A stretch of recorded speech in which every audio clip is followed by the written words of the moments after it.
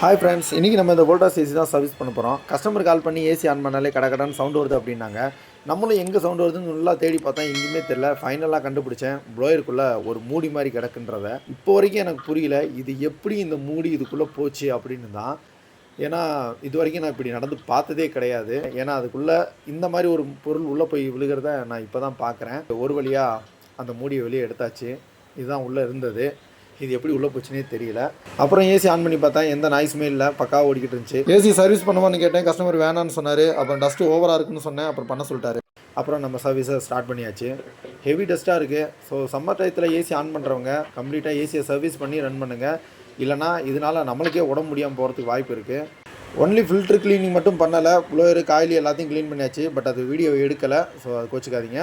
Next case எப்படி இருக்குன்னு போய் செக் பண்ணி பார்த்ததில்ல, வெறும் 10 பாயிண்ட் தான் இருந்துச்சு. கஸ்டமர்கிட்ட சொன்னேன், கஸ்டமர் டென்ஷன் ஆகிட்டார். ஏசி மெக்கானிக்னாலே இப்படி தான் இருப்பீங்களாப்பா, எப்போ வரப்போகிறப்பெல்லாம் கேஸுன்றீங்கன்னு சொல்லி கோவப்பட்டார். அப்புறம் எல்லாத்தையும் விவரத்தையும் சொன்னேன், ஆனால் கஸ்டமருக்கால் அதை அக்செப்ட் பண்ணிக்க முடியல. சரி ஓகே, கூலிங்கை பார்த்து நீங்களே கூப்பிடுங்கன்னு சொல்லிட்டு நம்ம கிளம்பியாச்சு. ஆக்சுவலாக இதுக்கு காரணம் யார் தெரியுமா? மெக்கானிக் தான். ஸோ வரவங்க எல்லாருமே கேஸுன்னு சும்மா சொன்னால் அப்போ என்ன பண்ணுவாங்க, கஸ்டமர் டென்ஷனாக தான் செய்வாங்க. ஓகே ஃபைன், கஸ்டமர் கண்டிப்பாக கொஞ்சம் நாளாக கூப்பிடுவாங்க, அப்போ பார்த்துக்கலாம். நான் கஸ்டமர் அன்ஹாப்பி, நாமளும் அன்ஹாப்பி.